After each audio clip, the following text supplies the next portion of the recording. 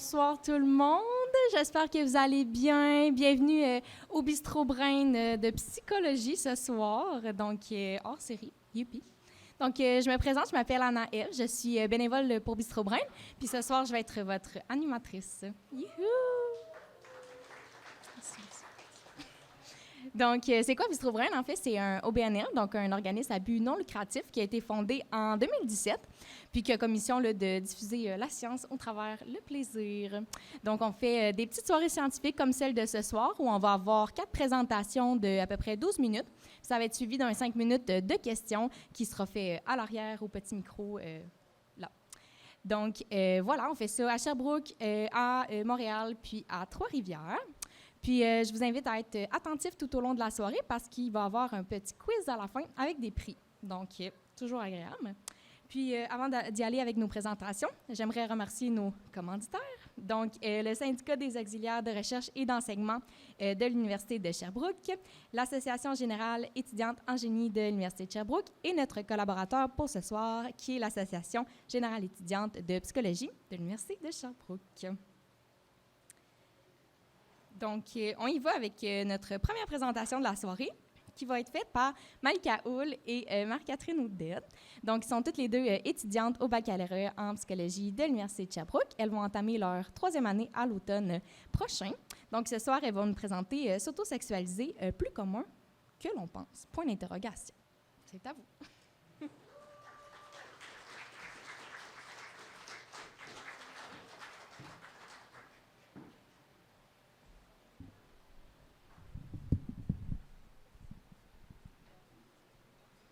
Bien, merci Anaëlle pour la présentation.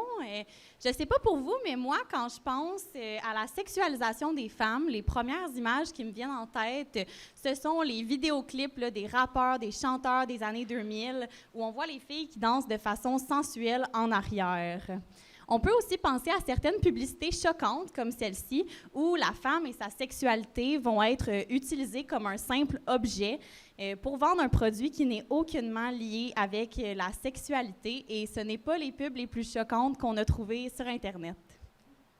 Donc, en voyant ces images-là de façon très fréquente et avec l'importance aussi que ça a pris dans notre société de devoir être sexy, mais on a internalisé la sexualisation de façon inconsciente et ça a donné lieu à l'autosexualisation, donc le fait de se sexualiser soi-même.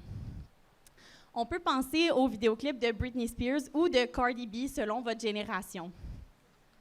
On peut aussi penser aux costumes d'Halloween que les femmes décident volontairement d'acheter et de porter à l'occasion de cette fête.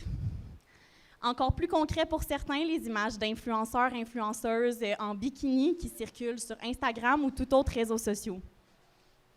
Donc, il y a plusieurs dimensions à l'autosexualisation, mais nous, on a décidé de se concentrer vraiment sur ce qu'on appelle les comportements autosexualisés. Donc, ça, c'est des comportements qui sont adoptés dans le but de paraître sexy. Ici, c'est vraiment l'intention accordée au geste qui est important. Donc, un exemple, la danse poteau. Je pense que tout le monde ici a déjà fait ça, right? Sérieusement, nous, on a décidé de se concentrer sur des comportements que la population générale va adopter, donc vous et moi, soit au quotidien ou dans des situations plus spécifiques, comme par exemple pour sortir au bar. Donc, on peut penser au fait de porter un décolleté, une mini-jupe, des talons hauts, ou encore de se maquiller d'une façon particulière pour paraître plus sexy. Et ici, on parle des femmes, mais les hommes aussi, vous êtes concernés. On peut penser, par exemple, au fait de se mettre en chest, ou encore, qu'est-ce qui peut être fait par tous les genres, porter du parfum, se raser les poils génitaux, ou encore le fait de porter des vêtements serrés. Donc, c'est vraiment la fréquence de ces comportements-là qui sont axés sur l'apparence, sur les soins corporels, le choix d'habillement, mais d'une façon sexualisée qu'on est allé mesurer. Mais avant de vous parler de notre recherche, on voulait vous parler un petit peu des conséquences de l'autosexualisation parce qu'il y a eu beaucoup de recherches là-dessus. Donc, parmi les conséquences positives de l'autosexualisation, il y a le fait d'être plus ouvert, plus à l'aise à parler de sa sexualité avec son partenaire, donc d'établir ses préférences, ses limites, ça sans tabou. Ça a aussi été lié à un sentiment d'être beau, belle, désiré, ce qui par la suite a un impact positif sur l'estime de soi et la confiance en soi, autant en général que sur le plan de la sexualité. Et enfin, il y a certaines femmes aussi qui, en s'auto-sexualisant, ils ont ressenti un certain sentiment de pouvoir grâce à ça. Donc, en projetant l'image de la femme idéalisée qui est belle, confiante et sexy, bien, ils vont obtenir certains pouvoirs qu'il n'y avait pas, dans le fond, sans faire ça. Donc, on peut penser, par exemple, obtenir une promotion, développer des relations influentes au travail ou encore obtenir un sentiment de contrôle sur leur situation personnelle qu'il n'y avait pas sans ça. Pour les conséquences négatives, en fait, elles sont généralement beaucoup plus nombreuses, mais aussi beaucoup plus étudiées. Donc, tout d'abord, on retrouve une moins bonne perception de soi, de notre corps. Puis ça peut créer un cercle vicieux qui va renforcer l'apparition de comportements autosexualisés. Donc, par exemple, si je me trouve moins belle, je me sens moins valorisée par mon corps, je peux adopter des comportements autosexualisés pour aller recevoir un feedback positif des gens qui m'entourent. Puis, ça peut créer un cercle vicieux où je vais en faire de plus en plus fréquemment. Il y a aussi un plus grand risque de vivre un abus sexuel chez les personnes qui ont des comportements autosexualisés. Puis ça, c'est généralement parce qu'elles sont perçues comme étant plus ouvertes au niveau de la sexualité par les autres. Il y a aussi certaines tendances qu'on va observer, donc à la fois chez les hommes et chez les femmes. Chez les femmes, on observe une tendance à faire des achats compulsifs un peu plus grands et chez les hommes, une tendance à la musculation un peu plus grande. L'autosexualisation, c'est aussi un facteur de risque à avoir des relations sexuelles à un âge un peu plus jeune, voire même un âge précoce. Ça peut créer aussi certaines inquiétudes au niveau de notre poids, de notre corps, de notre apparence, et c'est aussi un facteur de risque à l'apparition de certains troubles de santé mentale, donc par exemple des troubles anxieux ou des troubles alimentaires. Et parmi les autres conséquences de l'autosexualisation, c'est notamment lié à une plus grande fréquence d'envoi de sextos qui sont des messages à connotation sexuelle. C'est aussi lié à un nombre de partenaires sexuels plus grand et aussi à une attitude plus... Permissive, merci. Une attitude plus permissive envers la sexualité. Fait qu'on peut penser notamment au fait d'avoir des pratiques sexuelles qui sont un petit peu plus hors de la norme. Donc, ces deux conséquences-là, en fait, ça peut autant faire partie d'une sexualité qui est saine que d'amener des conséquences négatives selon le cas. Donc, en voyant le nombre quand même élevé là, de conséquences sur la vie des individus, puis aussi dans une optique de prévention, notre étude s'est penchée un peu sur les différences individuelles qui pourraient nous prédisposer à adopter des comportements autosexualisés. Donc, en gros, ce qu'on veut savoir, c'est qui pourrait être susceptible de s'autosexualiser le plus? Donc, déjà, en général, il faut dire que nos participants ne s'autosexualisent pas fréquemment. Par contre, on a observé que les femmes qu'on voit ici se sexualisent beaucoup plus que les hommes et les personnes d'autres genres. Donc, pour ces derniers, on voit qu'ici, en moyenne, ils s'autosexualisent plutôt rarement, tandis que pour les femmes, cela se situe entre rarement et parfois. Et pour une femme sur 4 dans notre étude, cela se situait entre parfois et souvent, ce qui est même plus haut que ce qui était présenté dans le graphique. Ça ici, on suppose qu'il y a un certain double standard qui a un rôle dans cette différence-là. En fait, on en a parlé un petit peu avec la sexualisation des femmes. Les attentes liées à l'apparence entre les hommes et les femmes ne sont pas les mêmes. Donc, c'est sûr, il y a des attentes liées à l'apparence des hommes. On s'attend à ce qu'ils soient propres, à ce qu'ils paraissent bien, en fait. Mais il n'y a pas cette connotation-là sexuelle qui est attendue envers les femmes. On peut donner un exemple, encore une fois, quand on va au bar, il est peut-être plus attendu des femmes qui s'habillent de façon sexy, avec des décolletés, dans le maquillage aussi, tandis que les hommes, peut-être qu'un chandail, des pantalons, ça va peut-être suffire, bien paraître, mais encore une fois, ça ne sera pas de devoir paraître sexy qui est attendu. Fait que là, c'est peut-être cette différence-là dans les attentes qui va expliquer que les femmes s'autosexualisent plus que les hommes. Par la suite, on a aussi observé que l'autosexualisation diminue en âge. On sait notamment que les adolescents sont plus propices de s'autosexualiser, particulièrement quand ils ressentent une pression de la part de leur père ou qui ont reçu une moins bonne éducation sexuelle. Et enfin, on a observé que les femmes qui sont en couple sont moins portées à s'autosexualiser que celles qui ne sont pas en couple, donc célibataires. Ce qui est cohérent avec l'idée que les comportements autosexualisés sont adoptés dans un but de séduire, ce qui techniquement est un but moins visé par les femmes en couple. Le narcissisme a aussi été lié là, au comportement autosexualisé dans notre étude. Donc, le narcissisme, en général, c'est un trait de personnalité qui est inné, donc qu'on a déjà à la naissance, mais qui peut être ensuite influencé là, par l'environnement dans lequel on grandit, que ce soit notre famille, nos amis, les valeurs de la société ou bien l'école, le travail. Il y a 3 types de narcissisme. Donc, on a le narcissisme normal, qui est une forme vraiment adaptée. On a tous un niveau de narcissisme normal en dedans de nous, tout le monde dans la salle ici, qui soit un peu plus faible ou un peu élevé. Il y a ensuite les 2 autres formes, donc grandiose et vulnérable, qui sont des formes plutôt mésadaptées. Ce qu'on a trouvé dans notre étude, c'est que les 3 formes de narcissisme sont liées au comportement autosexualisé, mais ils vont les adopter pour différentes raisons. Donc, premièrement, le narcissisme normal va probablement utiliser ces comportements-là dans le but là, d'avoir un peu de pouvoir dans son groupe d'appartenance. Donc, par exemple, en faisant preuve de leadership au travail. Le narcissisme grandiose risque davantage d'utiliser ces comportements-là dans un but de manipulation ou encore pour avoir un traitement de faveur de la part des autres. Et finalement, on a le narcissisme vulnérable qui pourrait l'utiliser davantage là, pour entrer dans les normes sociales puis préserver son estime de soi qui va être déjà un peu plus faible. Donc, les 3 sont corrélés, mais pour des raisons vraiment différentes et on observe que le narcissisme normal, c'est plutôt adapté alors que les 2 autres formes sont mésadaptées. L'autosurveillance, c'est le mécanisme, en fait, là, de porter une attention très particulière à notre corps, de le surveiller de manière à contrôler ce qui va être projeté aux autres comme image. Donc, c'est d'être vraiment conscient de nos comportements, de notre apparence dans la vie de tous les jours. Par exemple, si je m'auto-surveille, je peux comparer mon apparence à celle des autres. Je peux aussi essayer de voir si mes vêtements sont en train de me mettre en valeur en ce moment à vos yeux. Donc, ça serait des comportements d'auto-surveillance. Donc, en fait, plus je m'analyse, mais plus je vais faire des comportements qui sont socialement valorisés et tapent à l'œil, comme d'essayer d'être sexy.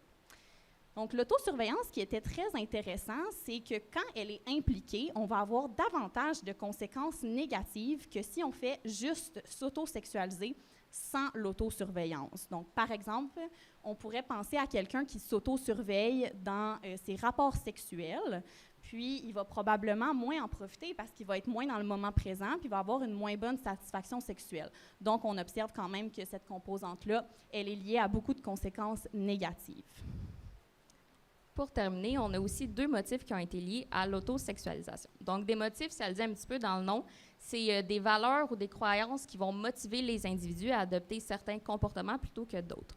Donc, dans ce cas-ci, ça veut dire que les individus seraient motivés par un désir de bâtir des relations amicales, satisfaisantes, signifiantes, profondes avec les autres.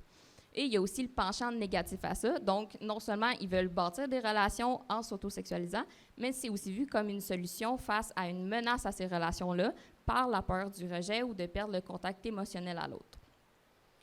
Donc, en gros, ce qu'on veut que vous reteniez de notre présentation, c'est que d'adopter des comportements autosexualisés, c'est tout à fait normal. À la limite, c'est sain. On en fait tous. Mais en fait, c'est juste de prendre conscience de pourquoi on les utilise, puis c'est quand qu'on les utilise pour prévenir le plus les conséquences négatives que ça comporte. Donc, merci.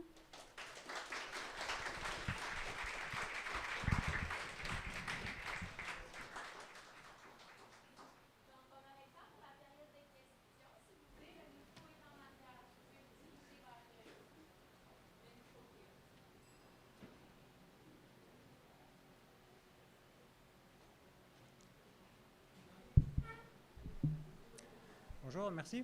Bonjour. Dans la société multiculturelle dans laquelle on est, se présenter par exemple en public avec les cheveux à découvert comme vous êtes, c'est pour certaines personnes aussi choquant que d'être en top. Donc quand on dit sexualisé, comment vous avez géré ces différences-là? La différence culturelle, en fait? C'est ça la question? Oui, la différence de perception. Excusez, j'entends pas le La différence de perception. OK. Mais en fait, c'est vrai qu'on est dans une société où il y a plusieurs cultures.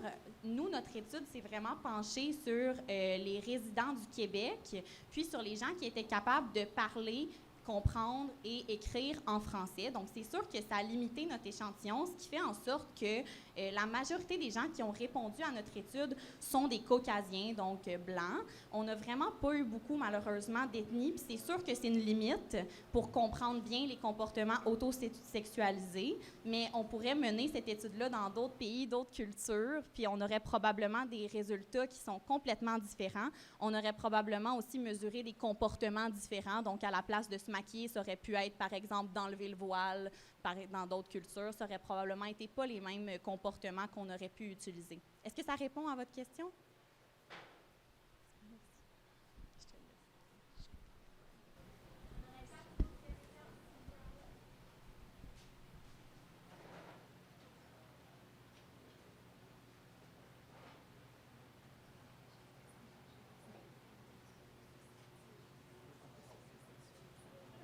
Bonsoir. C'est plus une question de forme au niveau du graphe que vous avez montré sur les femmes mariées et les femmes non mariées, parce que vous avez dit que c'était une différence significative, mais alors quand j'ai vu le graphe, j'avais l'impression que il y a moins de 10% de différence entre les deux graphes. D'où vous pouvez dire que c'est significatif si la différence n'est pas si majeure, au bout du compte. Oui, c'est vrai que sur le graphique, de même, ça paraît pas beaucoup qu'il y a une grosse différence. En fait, il y a certaines analyses qu'on peut conduire pour voir si les moyennes entre les deux groupes sont significativement différentes. Donc, si vraiment c'est une différence qu'on est rendu au point de dire c'est vraiment quelque chose. Il y a quelque chose ici qui fait que c'est pas égal. Il y a quelque chose qui entre en jeu. Là, c'est sûr, on peut juste faire des hypothèses. On n'est pas allé mesurer ça, c'est quoi la raison. C'est sûr qu'ici, on voit qu'il n'y a pas une grosse différence. On peut se dire, dans le cas où il y a une intention de bien paraître aussi, encore une fois, puis c'est les petites différences de même qui ont peut-être fait en jeu que c'est pas égal, mais c'est ça. Ça reste que dans les analyses, ça leur sorti qu'il y avait une différence de moyenne particulière. Je ne sais pas si ça répond à cette question. Oui. C'est plus sur le côté statistique au bout du compte de la justification de dire que entre gauche et droite il y a vraiment une grosse différence, sachant qu'au bout du compte vous avez l'air d'être à je pinaille, je suis désolé, mais 2,60 et je sais pas 2,40, c'est pour ça. C'est juste, je me posais la question de comment ça fonctionne au bout du compte, parce que je sais pas comment ça fonctionne en psycho à ce niveau-là. Oui, c'est ça. En fait, c'est vraiment des analyses dans notre logiciel là, que ça compare les deux moyennes et à un certain niveau, ben là, ça va nous dire qu'il y a une différence. Mais ça ne veut pas dire que c'est une grosse différence, par contre. Mais il y a quelque chose qui est quand même... C'est ça. OK. Ouais.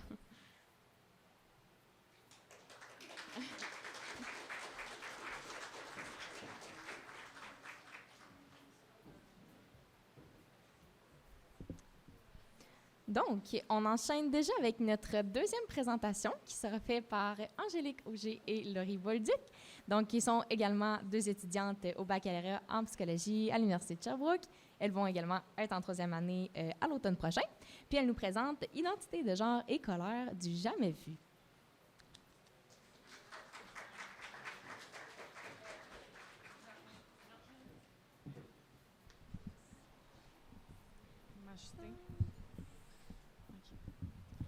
Test, 1, 2, parfait.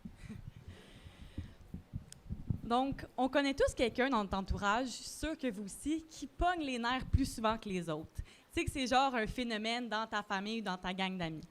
Le genre de personne que tu embarques en char avec, puis tu es certain qu'il va sacrer après au moins une mamie qui conduit lentement ou un écureuil qui traverse la route. Eh bien, nous, au départ de notre projet, on s'est intéressé à la colère pour ensuite réaliser qu'il y avait une tonne d'études sur le sujet, puis que c'était pas nous, avec nos 10 mois, puis nos 2 sessions en plus à compléter, qui allaient changer quoi que ce soit. Il faut être raisonnable quand même. Mais là, à force de regarder les études, on s'est rendu compte qu'il manquait quelque chose. Toutes les études parlaient d'hommes, de femmes, hommes-femmes, mais en 2023, on s'est entendu pour dire qu'il n'y a pas juste ça, des hommes puis des femmes. Fait qu'on s'est posé la question, les personnes de la communauté LGBTQ2+, sont où elles? Fait qu'on a commencé à regarder les études qui incluaient l'identité de genre des personnes de la communauté. Et qu'est-ce qu'on a trouvé? Eh bien, absolument rien. Fait qu'on a décidé de partir le bal parce que finalement, on n'est pas si raisonnable que ça. Donc, on s'est posé la question si l'identité de genre, ça pouvait avoir un lien avec le niveau de colère de quelqu'un. Donc, on va vous dévoiler le punch à l'avance, mais le niveau de colère s'est avéré être différent chez les personnes trans de notre échantillon, mais seulement lorsqu'on prenait en considération l'identification au rôle de genre. Donc, en effet, leur niveau de colère s'est avéré être plus élevé qu'une personne s'identifiant comme homme ou comme femme. Donc là, on vient de nommer plusieurs concepts très théoriques. On va juste prendre un petit moment pour s'assurer qu'on est tous sur la même longueur d'onde et qu'on comprend bien le reste de la présentation. Donc, quand on parle d'identification au rôle de genre, il faut comprendre qu'il y a un rôle de genre masculin puis un rôle de genre féminin. Donc, on peut voir les rôles de genre comme un manuel d'instruction, pas comme les meubles Ikea, là, vraiment quelque chose de simple. Donc, ça nous dit comment une femme devrait être typiquement et un homme typiquement aussi. Donc, pour le rôle de genre féminin, ça nous dit qu'une femme doit être douce, tranquille, fragile et c'est vraiment soumise. Puis, pour le rôle de genre masculin, ça nous dit qu'un homme doit être fort, confiant, en assurance et surtout ne jamais pleurer. Donc, on peut comprendre qu'on est vraiment dans les stéréotypes, puis une personne peut décider de s'identifier consciemment ou inconsciemment à chacun des deux rôles de genre.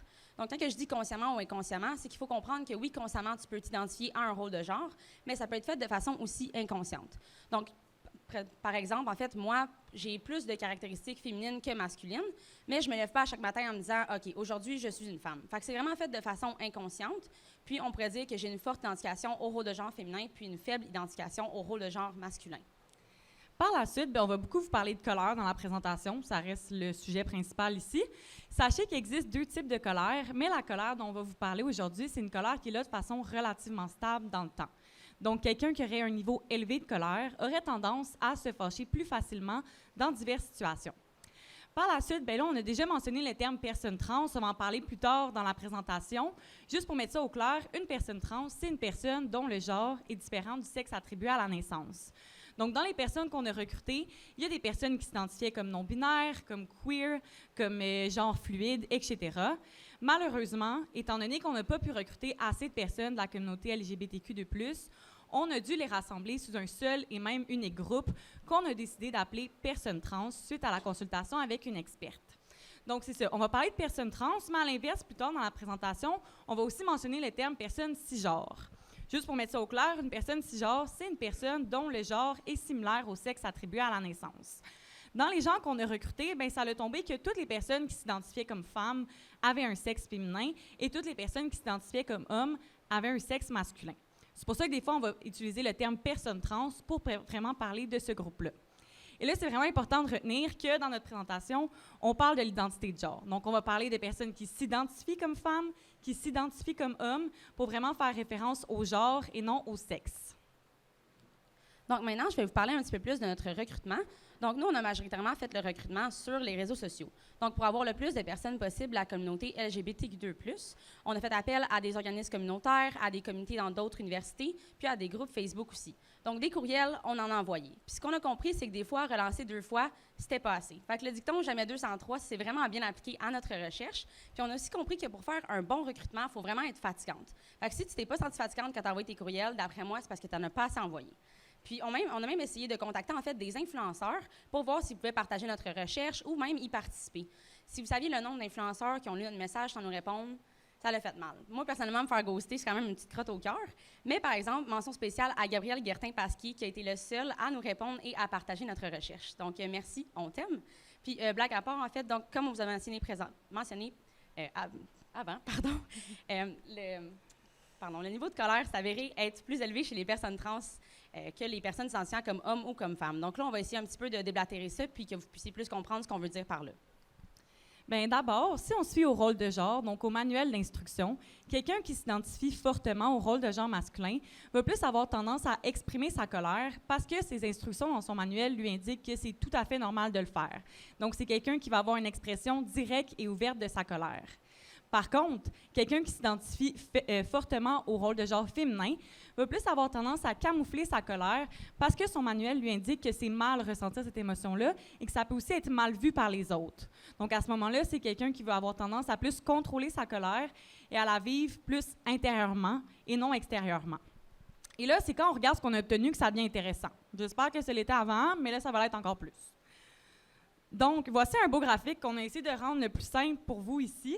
Donc, vous pouvez voir que, premièrement, on a la colère juste à gauche. Donc, très simple, plus les lignes sont hautes, plus le niveau de colère est élevé. On peut voir les rôles de genre. Donc, le rôle de genre masculin est au bas du graphique.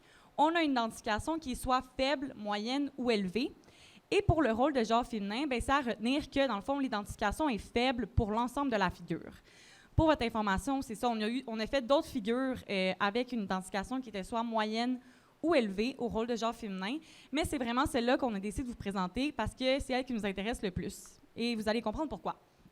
Donc, si on regarde le niveau colère, par exemple, du genre féminin et genre masculin, on peut voir que les deux augmentent de la même façon. Donc, ils augmentent un peu plus qu'ils s'identifient au rôle de genre masculin.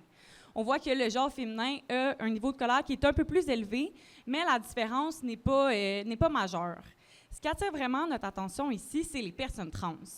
Donc, on peut voir que le niveau de colère des personnes trans est plus élevé que le genre féminin et le genre masculin, et ce, peu importe qu'ils s'identifient faiblement, moyennement ou de manière élevée au rôle de genre masculin.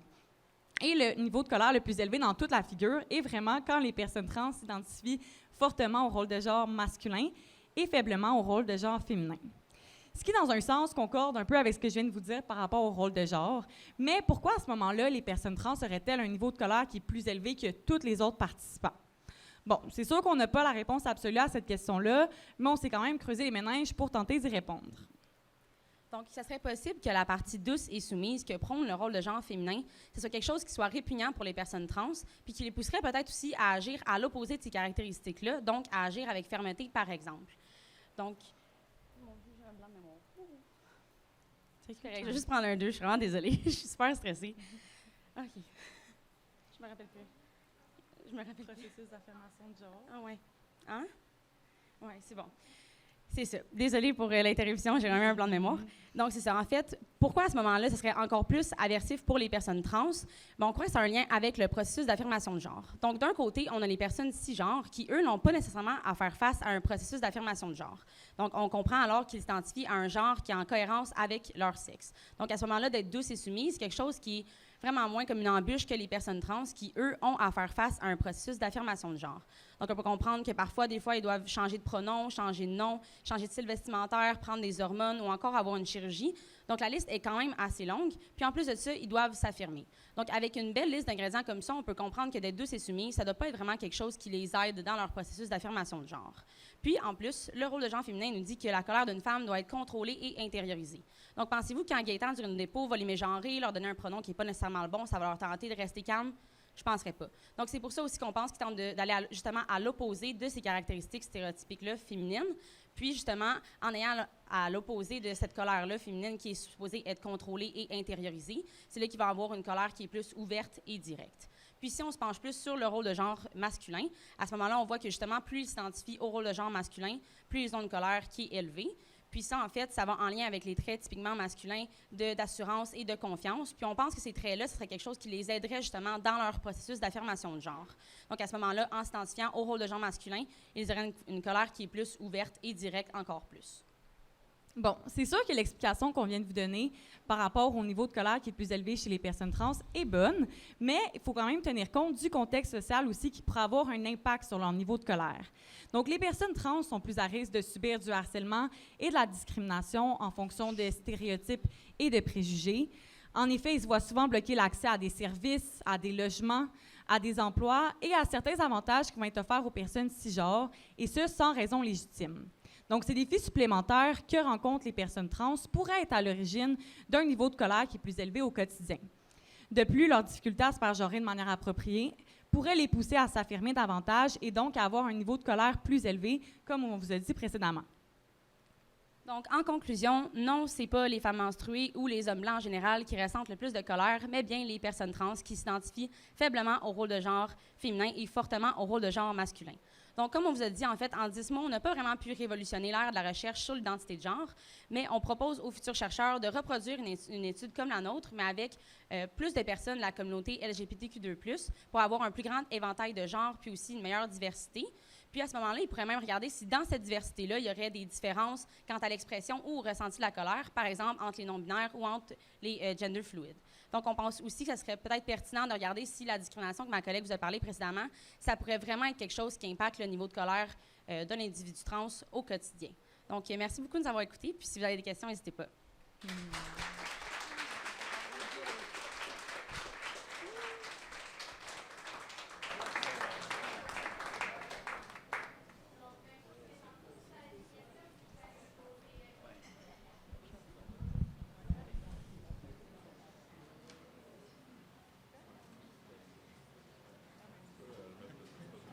OK. Vous m'entendez bien? Oui, Très oui. bien. dans les années 50, une femme avait à peu près les mêmes droits qu'un enfant de 10 ans. Ma grand-mère voulait étudier, elle n'a pas pu. Tu ne pouvais pas avoir un compte bancaire. Encore aujourd'hui, probablement parce que tu as des enfants, tu es payé moins cher. Enfin, je suis sûr que là, je ne parle pas pour mon église, mais les femmes ont de bonnes raisons d'être en colère.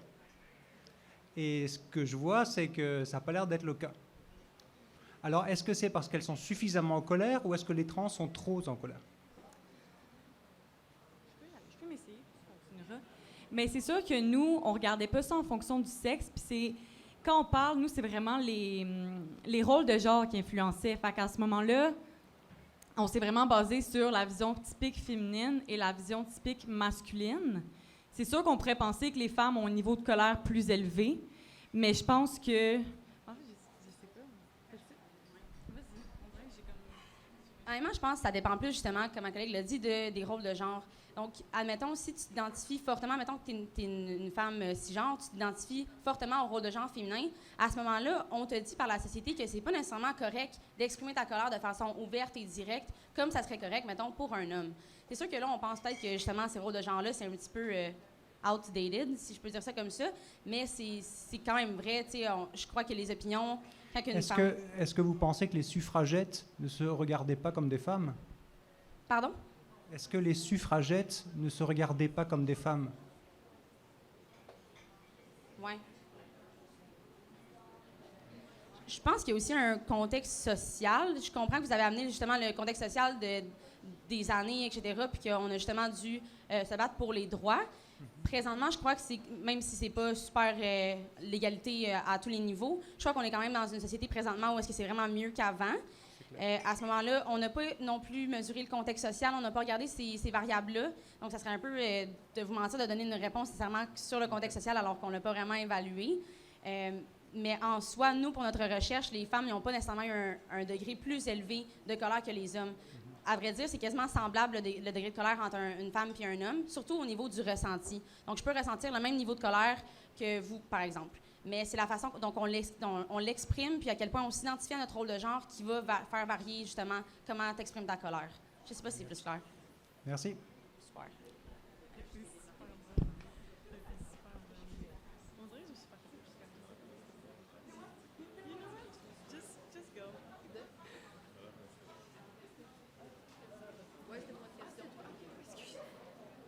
J'avais une autre question aussi. Excusez, ouais. Oui.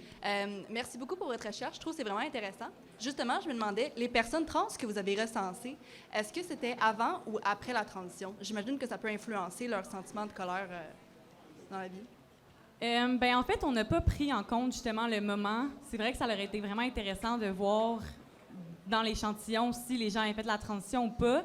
Mais sûr que nous, dans les personnes trans, on englobait vraiment beaucoup de... C'est comme un terme parapluie qu'on a utilisé. Donc oui, il y avait des personnes trans qui avaient peut-être fait la chirurgie, mais il y avait aussi des gens qui étaient non-binaires, qui n'avaient pas nécessairement besoin de faire, mais qui n'avaient pas nécessairement fait une transition, qui n'allaient pas nécessairement en faire. Mais c'est sûr que dans une prochaine étude, regarder justement, juste cibler des personnes trans et regarder si on fait la transition serait vraiment intéressant. Là. Ouais. Super, merci beaucoup. Merci à toi.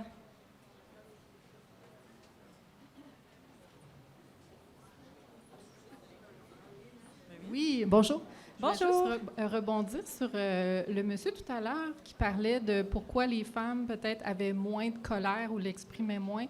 Il y a le concept d'hystérie. Je ne sais pas si ça vous dit quelque chose, mais c'est quand même un stigma, je ne sais pas comment, qui peut perdurer, qui est en fait depuis longtemps lié que la femme en colère est hystérique. Donc ça part de... il y a très longtemps. Donc, peut-être ça peut être on ne veut pas avoir l'air de continuer avec cette... je ne sais pas. C'était pour rebondir avec monsieur, là, pourquoi les femmes...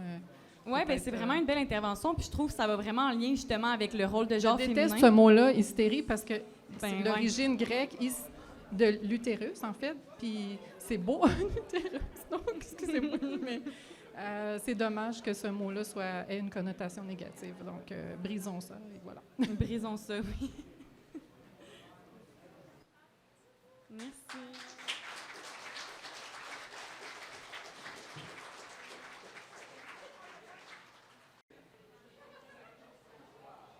Donc, on va recommencer. Notre prochaine présentation, ça sera fait par Florence Leclerc et Émilie Fontaine. Donc, Florence s'intéresse principalement à la psycho-organisationnelle, puis Émilie travaille en centre collégial d'expertise en gérontologie au cégep de Drummondville comme auxiliaire de recherche. Et ce soir, ils vont nous présenter, après les congés, viennent les incivilités. Donc, on les accueille.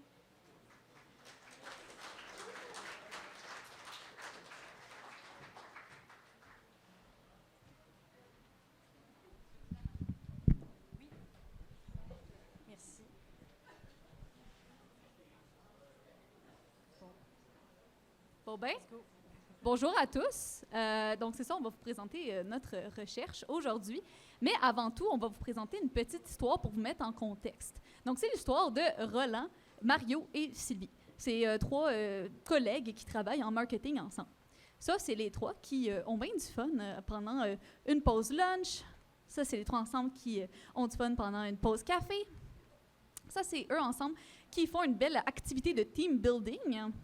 Ça, c'est eux ensemble quand Sylvie reçoit des félicitations de la part du patron pour avoir fait un bon travail. Et on voit que sur le côté que Roland, lui, il a l'air de pas aimer ça. Il trouve ça injuste, en fait. Ça, c'est quand Roland, il passe un commentaire un peu désagréable sur le travail de Sylvie. Ça, c'est quand il coupe Sylvie en plein milieu d'une réunion alors qu'elle parlait. Et ça, c'est quand il oublie de l'inviter à un 5 à 7. Donc, comme vous pouvez voir, c'est vraiment une belle ambiance de travail pour tout le monde. Mais plus sérieusement, comment est-ce que vous croyez que Sylvie se sent dans cette situation-là? Mal, effectivement. Mais puisque ce n'est pas des attaques directes, elle ne va pas aller en parler et elle va juste endurer. Mais saviez-vous que traiter ses collègues avec respect, c'est une obligation déontologique pour tout professionnel dans l'exercice de ses fonctions? C'est en effet un article officiel du Code des professions et pourtant, on a tous déjà connu une situation comme Sylvie où nous-mêmes ou nos collègues avons dérogé de cette obligation. Mais pourquoi? Qu'est-ce qui favorise la transgression de cette obligation? C'est ce qu'on a tenté de découvrir via notre recherche. Donc, pour commencer, sachez que la situation que Sylvie est victime, c'est de l'incivilité. Ça peut se définir comme tous les affronts, mépris ou insultes subtiles qu'on peut recevoir sur le milieu de travail. Dit de même, c'est comme un peu flou. On va vous donner des exemples pour rendre ça un petit peu plus concret. Oui, donc moi, je pourrais être en train de prendre une pause avec une de mes collègues et en voyant ça, Émilie, elle me dirait... Ouais, les femmes, hein, c'est tout le temps en train de commérer, même si c'est à job. Ou je pourrais avoir dû m'absenter jeudi dernier à cause que j'avais un problème de santé. Et à mon retour, Émilie, elle me dirait... Hey, j'espère que tu as vraiment profité de ton congé. Hein? Moi aussi, j'aimerais ça prendre congé dès que je tousse un peu, là, mais pas tout fait pareil, faut croire. Donc, c'est pas une insulte directe, mais ça génère assez clairement de l'hostilité. Mais justement, vu que les victimes sont pas vraiment au courant qu'ils sont en train de vivre des préjudices, ils vont juste continuer à endurer. Ils vont juste se dire « Ouais, c'était un peu ordinaire ça » et continuer avec leur journée. Mais à force d'endurer des comportements un peu ordinaires de même, il y a plusieurs conséquences assez néfastes qui peuvent se présenter, comme de l'insatisfaction au travail ou encore des maux de santé physique comme mentale. Et donc, au final, nous, notre étude, on a décidé de se pencher sur les incivilités, en fait, sur les facteurs d'incivilité, afin d'aider les compagnies à prévenir au lieu de guérir. Donc, pour ce faire, on a décidé de se pencher sur un phénomène assez commun dans le domaine du travail, les congés. On a identifié 4 grandes catégories. Donc, les congés personnels, qui regroupent les vacances, les sabbatiques, les congés parentaux, donc tout ce qui regroupe paternité, maternité, adoption d'un enfant, les congés de maladie, donc blessures, maladies physiques et mentales, et les congés familiaux, donc s'occuper d'un proche malade, les décès, les mariages. Puis, parmi ces grandes catégories-là, on s'est demandé, est-ce qu'il y en a une qui est plus susceptible de nous exposer à des incivilités? Fait que là, on est curieuse de vous faire participer. Donc, à main levée, on aimerait savoir qui pense que c'est les congés familiaux qui peuvent plus nous exposer à de l'incivilité. Parfait. Les congés parentaux? Congés de maladie? Oh, quand même, OK. Puis les congés personnels. C'est quand même vraiment intéressant de voir comme toute votre opinion. Mais vous allez avoir la réponse dans quelques instants. Pour terminer, nous aussi, on s'est interrogé sur la durée des congés. Donc, est-ce que le fait de partir plus longtemps va nous exposer à plus d'incivilité à notre tour? Donc, notre dernière variable, c'était l'identité de genre. Dans notre recherche, comment est-ce qu'on l'a défini? C'est tout simplement qu'est-ce qu'on communique aux autres par rapport à notre identité de genre. Donc, pourquoi est-ce qu'on a décidé d'aborder le sujet dans notre recherche? C'est parce que la machine à café à la job, ça donne que c'est souvent un endroit propice pour qu'on parle de notre fin de semaine ou de notre partenaire de vie à nos collègues, mais c'est pas tout le monde qui sont à l'aise de se dévoiler sur cette partie-là de leur vie. Donc, le genre exprimé ou non exprimé peut devenir, peut avoir un impact sur la dynamique relationnelle sur l'équipe de travail. Donc, on a trouvé ça pertinent de la rajouter comme variable pour notre étude. Donc, pour répondre à nos questions, on a décidé de concocter un questionnaire sur mesure qui s'est séparé en 3 parties. Il y a la première partie qui concernait les congés. Donc, on a posé des questions comme « Êtes-vous déjà parti en congé? Pour quel motif? Pendant combien de temps? » Ensuite, il y avait la section sur les incivilités. On avait répertorié 9 actions qui sont considérées comme des incivilités au travail. Puis, on questionnait les gens sur la fréquence. Donc, est-ce que vous avez déjà vécu cette action-là, toujours ou jamais? Puis, on a aussi récolté des informations un peu plus personnelles, comme l'identité de genre ou le domaine de travail, pour savoir c'est qui les gens qui ont répondu à notre étude, mais on était quand même soucieuse de conserver leur anonymat. Un coup que tout ça avait été fait, c'était assez simple. On a lancé notre questionnaire en ligne. On a achalé absolument tout le monde qu'on connaissait pour qu'ils le partagent dans leur réseau et répondent à notre questionnaire. Puis, on a continué cette démarche-là jusqu'à temps qu'on ait assez de personnes pour lancer nos analyses. Oui. Donc, là, j'espère qu'on ne vous a pas trop assommé avec la méthode parce qu'on arrive à la partie intéressante, les résultats. Donc, au final, tantôt, on vous avait posé la question, justement, selon vous, c'est quel motif qui est plus à risque de causer des incivilités pour une personne qui revient d'un congé? C'est ici qu'on va vous répondre sur la question et on va faire la lumière. Mais avant tout, on va vous mettre un peu une mise en situation. Donc, voici Mario, un homme qui part en congé de paternité pour 6 semaines, et Roland, qui part en congé de maladie pour 6 semaines également. Selon notre étude, les 2 hommes vont vivre autant d'incivilité au retour de leur congé. Donc, en fait, on a réalisé que le motif de congé, il ne cause pas vraiment une différence dans les incivilités que la personne va recevoir après d'être venue en congé. Donc, il y a plusieurs effets positifs à savoir ça. Par exemple, ça veut dire que les programmes déployés par les ressources humaines ne vont pas être achetés à la poubelle. Ils ont une certaine efficacité et ils sont assez efficaces justement pour soutenir les gens qui partent en congé. Et donc, quand Mario et Roland vont revenir de leur congé, les 2 vont pouvoir avoir le même soutien de la part de ces programmes-là, même s'ils sont partis pour des raisons complètement différentes. Par contre, si on change un peu la donne et que cette fois-ci, Roland part pour 10 semaines, Mario encore pour 6 semaines, on a remarqué qu'il y a une différence au niveau de l'incivilité. En effet, Roland va subir plus d'incivilité à son retour que Mario, car en fait, c'est pas vraiment pourquoi tu es parti qui va causer un petit problème au niveau de tes collègues, c'est vraiment la durée de ton départ. Fait qu'on ne veut pas vous faire peur avec ça, mais plus vous allez partir longtemps, plus il y a de chances que vous allez vivre de l'incivilité à votre tour. Donc, vu que vous participez bien, nous, on aurait une dernière petite question à vous poser. Selon vous, qui entre Sylvie, une femme trans qui part en congé pour 6 semaines, et Roland, qui revient à chaque fois, qui part en congé pour 6 semaines, va vivre plus d'incivilité? Donc, à main levée, qui dit Sylvie? OK. Et qui dit Roland? Parfait. Donc, la salle, vous avez raison, félicitations. C'est effectivement Sylvie qui va vivre plus d'incivilité à son retour. On a remarqué que la communauté LGBTQ2+, est juste en général plus persécutée sur le milieu du travail. Donc, on a vu qu'à peu près 20% d'entre eux vont vivre des incivilités sur le milieu du travail en 2020 au Canada. En comparaison, les femmes vont vivre à peu près 10% des incivilités et les hommes seulement 4%. Donc, comme vous pouvez voir, il y a vraiment une différence énorme entre les incivilités vécues chez les hommes vs chez la communauté LGBTQ2+. Donc, ça mérite qu'en tant que société, on pousse la réflexion là-dessus afin d'améliorer la situation et aussi leurs conditions de travail. Fait que là, vous dites, c'est bien beau tout ça, Florence et Émilie, mais comment, en tant qu'individu, concrètement, je peux faire en sorte que mon milieu de travail soit sans incivilité? Très bonne question. On n'a pas la réponse nécessairement pour vous, mais on va vous donner des pistes à appliquer dans votre milieu de travail afin que votre climat organisationnel soit des plus agréables. Oui. Donc, en premier, restez poli. On dirait que ça va de soi, mais tu sais, dire bonjour à les collègues quand ils viennent au travail, oui, même à celui que vous trouvez particulièrement fatigant, c'est quand même la moindre des choses. Dire merci, s'il te plaît, et garder un ton agréable de communication. Oui, être respectueux, donc agir avec professionnalisme, respecter les opinions de nos collègues, même si on n'est pas toujours d'accord, et être à l'heure, ou sinon informer de notre retard. Et finalement, rester courtois. Donc, tu sais, sourire à ses collègues, tenir la porte à quelqu'un quand il s'en va, ou reformuler un message, ou s'excuser quand on fait une erreur. C'est vraiment des petits gestes, mais ça peut faire toute la différence dans le climat de travail et vraiment améliorer la situation. Si pour vous, c'est trop difficile d'être courtois, respectueux et poli envers certains collègues, c'est possible. Il y a des gens avec qui on s'entend vraiment pas. Vous pouvez toujours aller parler à vos ressources humaines. Ils sont vraiment là pour vous aider et améliorer la situation. Donc, en conclusion, ce qu'on aimerait que vous reteniez de notre présentation aujourd'hui, c'est que plus vous allez prendre des congés qui durent longtemps, vous êtes plus à risque de vivre de l'incivilité. Et aussi, si vous êtes une femme ou une minorité de genre, il y a plus de chances que que vous viviez de l'incivilité versus votre collègue Roland. Une autre chose qu'il faut retenir, c'est que vous pouvez les prendre, les vacances dans le sud, là, si vous voulez, parce qu'au final, c'est pas le motif de congé qui va vraiment faire un poids intense dans la balance et va faire en sorte que vous viviez plus d'incivilité. Donc, prenez les vacances dans le sud. Et ensuite, finalement, là, le message le plus important, selon moi, c'est normal et sain de partir en congé pour vous et pour vos collègues. Donc, privez-vous pas et prenez des congés si vous en ressentez le besoin. Et voilà. Donc, j'espère que vous avez aimé ça. Vous pouvez poser des questions comme vous voulez.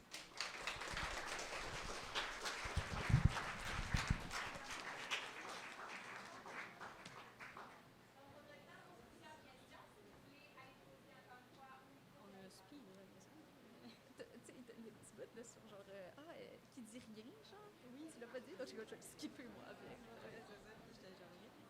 Ouais, c'est pas grave.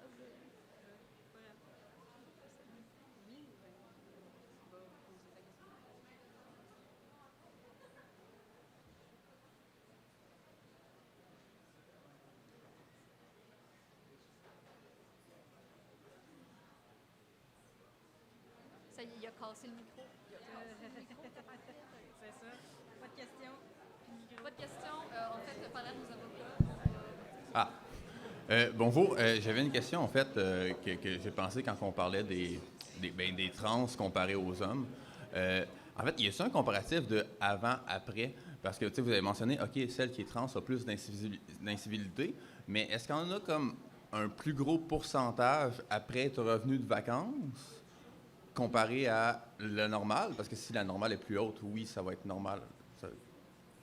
C'était pas clair, mais c'était clair, là? Oui, c'est une très bonne question. En fait, dans notre étude à nous, on n'a pas réussi à avoir assez de personnes de cette catégorie-là pour mener les analyses. Fait qu'on a dû se fier à ce qui était dans la littérature. Mais en effet, ça serait une piste à aller explorer pour les prochaines études, là, s'il y a vraiment une différence là, avant-après. Merci. Merci.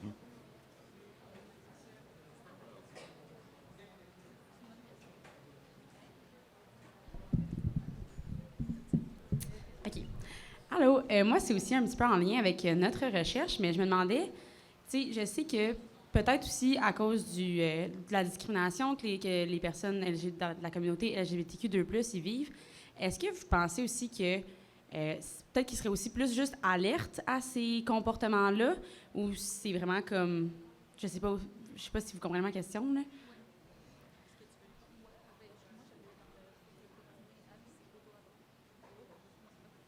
Ben dans le fond, nous, pour notre étude, le formulaire qu'on a utilisé, là, c'était Cortina et Al. C'est comme un formulaire qui est par rapport aux incivilités et c'est auto-rapporté. Donc, c'est vraiment selon la sensibilité de chacun. Donc, ça se peut très bien qu'il y ait l'enjeu de sensibilité qui rentre en jeu. C'est sûr que dans une future recherche, on pourrait essayer d'aller voir comment est-ce qu'on pourrait réduire ça et vraiment y aller plus factuellement, mais en ce moment, on ne peut pas plus répondre que ça.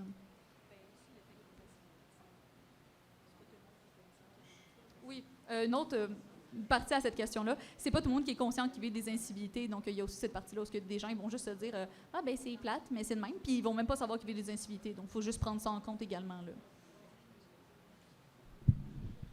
Merci pour la présentation. C'est rare que c'est moi qui pose des questions. Je voulais savoir, là, au début, vous aviez vos exemples là, des gens qui étaient un peu condescendants, là, durant des jokes plates, là, disant « Ah ouais, moi, j'étais mal en point comme toi, c'est sûr, je prendrais 10 semaines de congé. » Mais qu'est-ce qui explique cette humeur de marde-là? Est-ce que les gens auraient ces commentaires-là s'ils aimaient leur job, leur vie? Je sais pas. C'est quoi votre opinion personnelle là-dessus? Oui, bien, en fait, c'est sûr que dans la présentation, on n'a pas pu aborder tout ce qu'on voulait, mais il y a comme 3 grands facteurs qui font en sorte que les gens font de l'incivilité, dont l'insatisfaction au travail, de l'épuisement professionnel, puis le sentiment d'injustice. Fait que si, mettons, moi, je me sens comme fatiguée, déjà, je suis un peu irritée, puis Florence, elle a le congé, puis moi, je suis obligée de rentrer le samedi, bien, comme, je trouve ça pas juste, puis je suis épuisée mentalement. Fait que c'est sûr que quand elle va revenir, il y a des chances que je sois comme « Ah, t'es pas nice. » C'est du plein de sens, merci.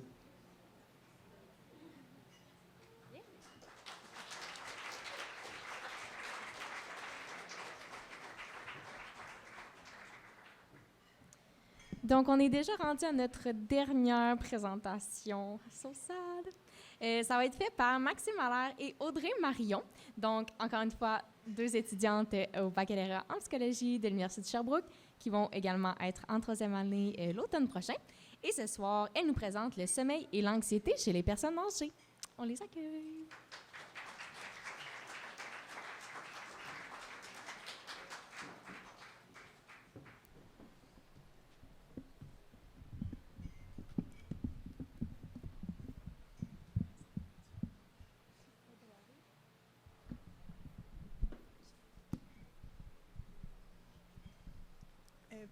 Bonjour.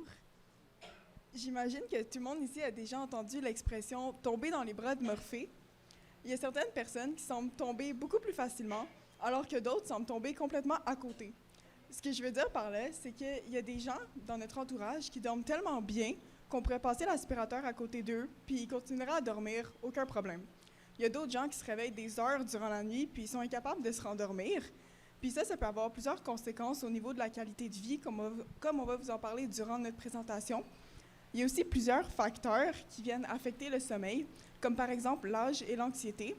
Puis c'est précisément ces facteurs-là qu'on a cherché à explorer dans cette présentation qui s'intitule « Le sommeil et l'anxiété chez les personnes âgées ».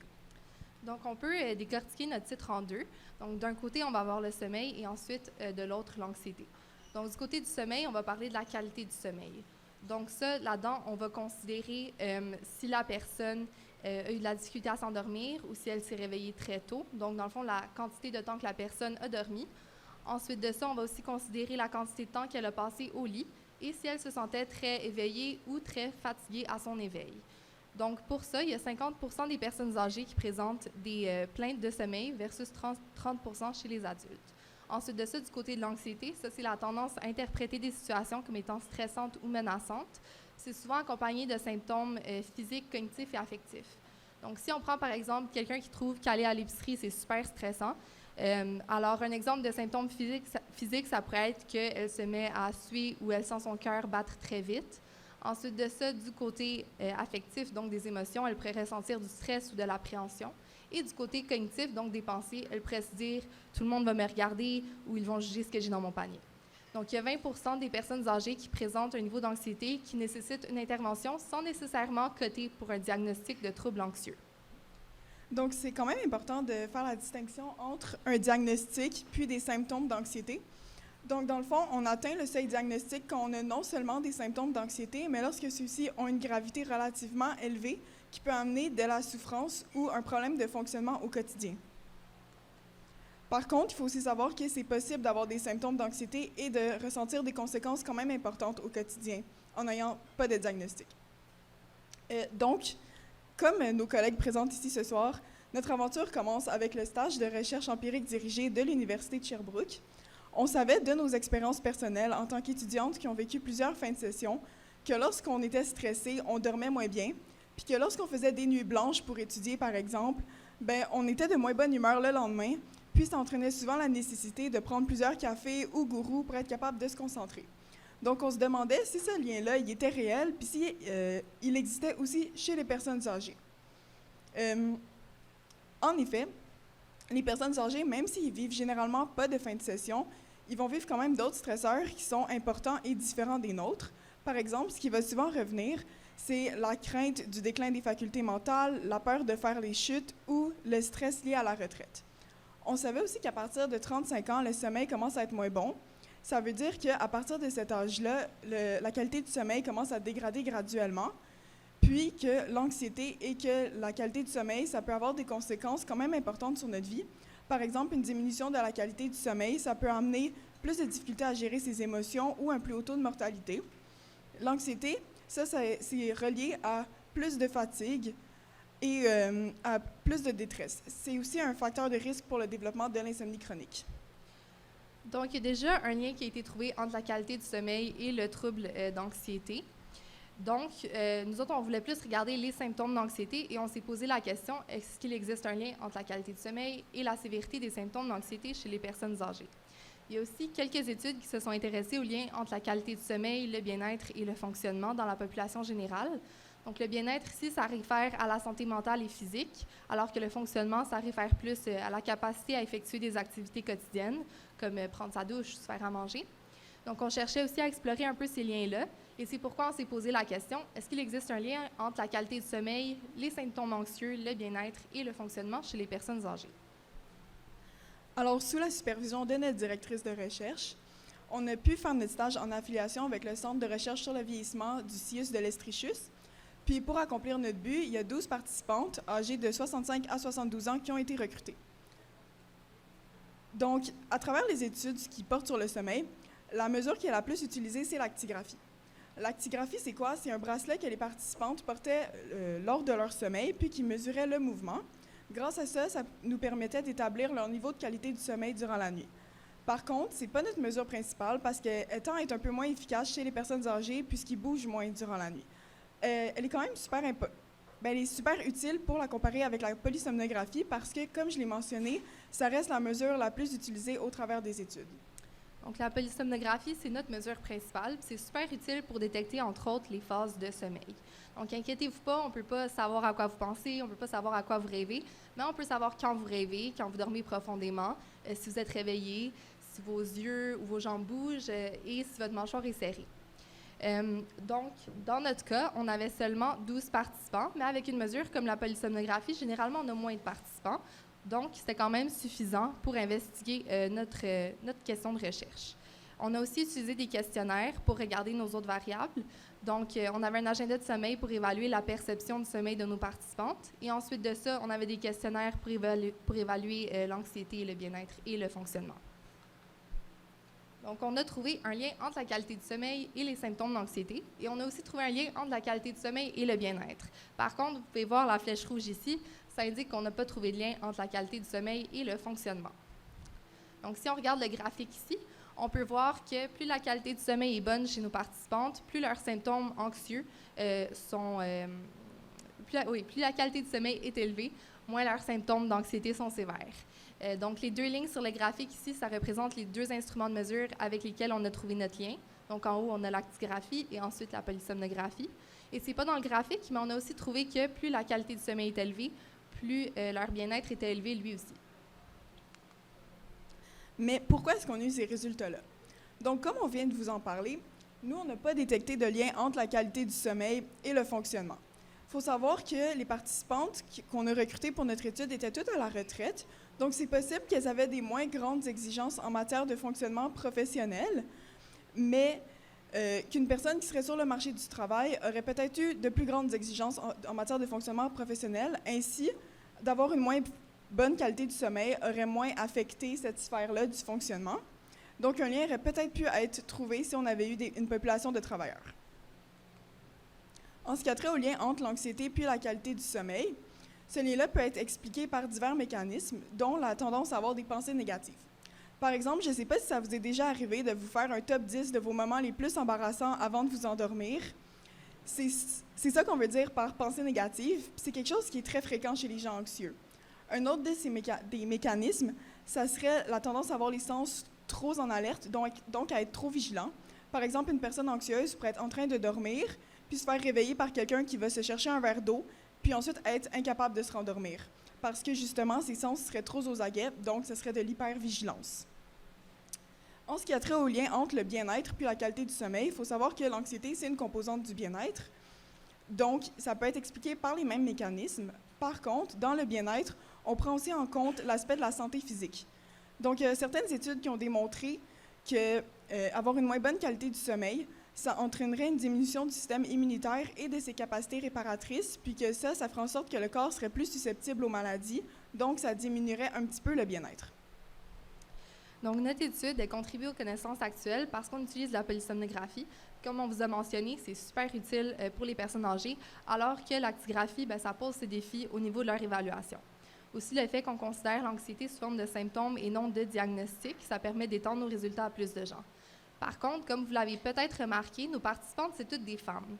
Donc ça peut être problématique parce que les femmes, généralement, ont tendance à rapporter plus de plaintes d'anxiété et d'insomnie. Donc, ça pourrait favoriser l'obtention de résultats. Donc, durant nos recherches, on a aussi appris que la dépression et l'anxiété, c'est souvent relié. Donc, nous autres, on se demande si les symptômes anxieux et la qualité du sommeil sont liés, est-ce qu'il y aurait un lien aussi entre les symptômes dépressifs et la qualité du sommeil? Donc, considérant que la population du Québec est vieillissante et que les enjeux de santé mentale sont assez prévalents dans une population de personnes âgées, ça devient des questions vraiment importantes auxquelles il faut s'intéresser. Donc, avant de vous souhaiter bonne nuit, est-ce que vous avez des questions pour nous?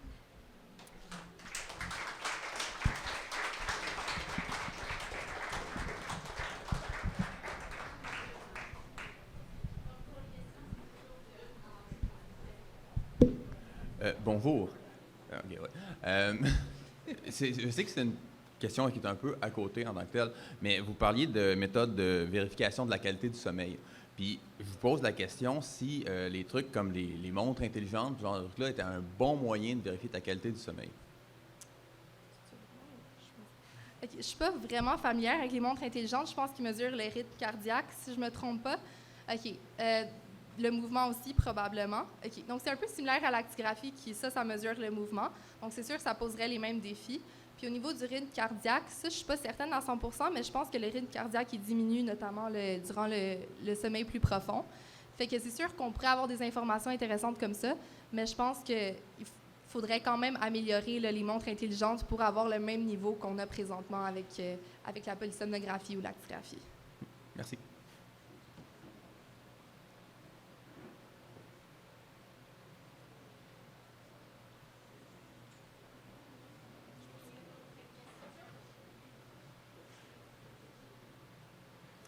Encore moi.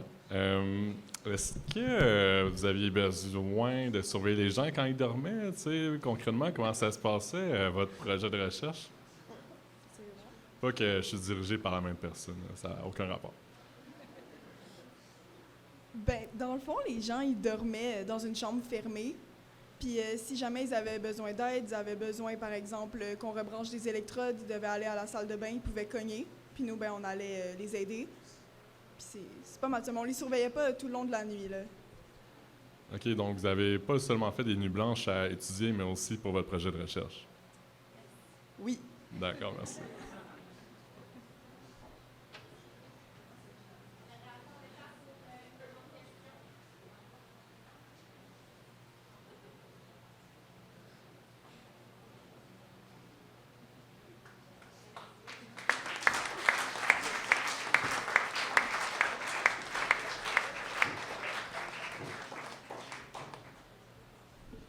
Donc, c'est ce qui termine déjà notre soirée de présentation. Donc, j'aimerais vous remercier d'avoir été présent, cher public. Wouhou! Bravo à vous!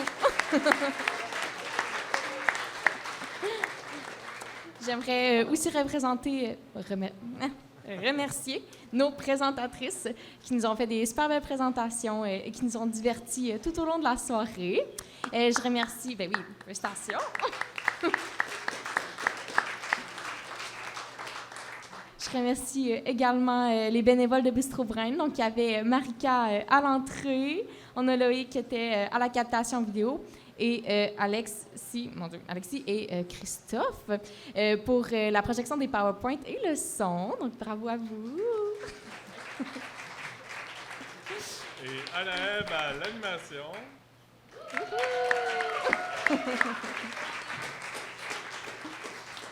On remercie également le BOC de nous permettre de faire nos petites soirées ici, puis tout le staff là, qui nous a servi de la bonne bière puis de la bonne bouffe.